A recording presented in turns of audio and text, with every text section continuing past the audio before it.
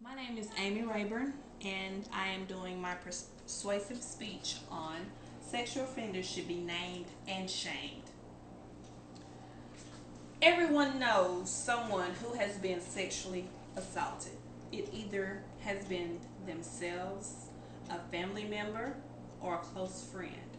No one wants to feel the torment of that pain.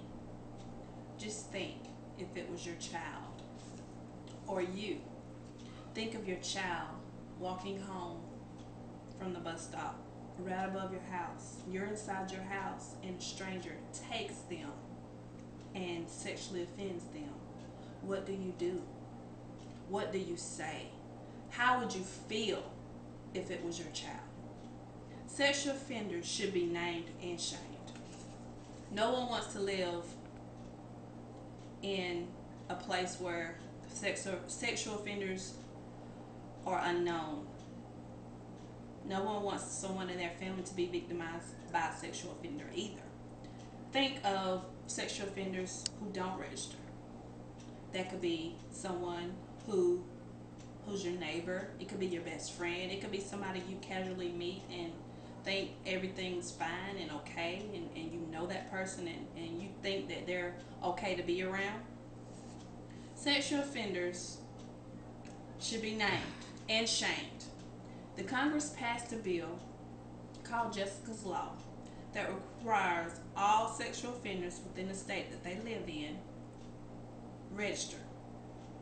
Some sexual offenders slip through the system and commit the same crime twice. There needs to be more laws passed to stay on top of things so the predators keep registered and stay registered. If they continue to register, that means we'll know that sexual offenders live in our area and post it, and no one wants to be sexually assaulted. The law that I stated to you before, which is Jessica's Law, was named in memory of Jessica Lunsford, who was abducted and sexually assaulted before being brutally murdered. Jessica Law refers to Jessica Lunsford Act passed in Florida, which mandates a minimum sentence of 25 years and maximum of life in prison for the first time a child for a sexually offended of a child. There are 20 registered sex offenders living in Op. This is since April 2010. And the ratio of the number of residents in Op to the number of sexual offenders is 329 to 1. In our surrounding county or area, Andalusia, there are 40 registered sexual offenders, which means that's a ratio of 224 to 1. There is numbers of ways to get information about sexual offenders. You can go to Google and you type in a sexual offender, and it tells you information about sexual offenders.